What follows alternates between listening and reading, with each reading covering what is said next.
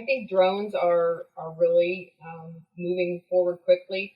Use on the project. I mean, you could use them for a multitude of different things. Just the progress of the job. It can be used for inspections of like you have to go into a building maybe that just had a fire and you got to do some work in there, or even for asbestos removal. You can take the drone in there to look for that. I mean, asbestos is horrible, and you have to have certain people certified to do that abatement.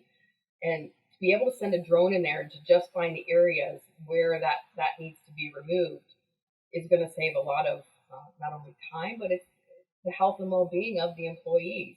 So I think that drones are going to be more and more used. Again, they've kind of started being used in the last few years for all those types of things, but it's really being pushed again because it's safer. It's keeping, you have your workers are separated.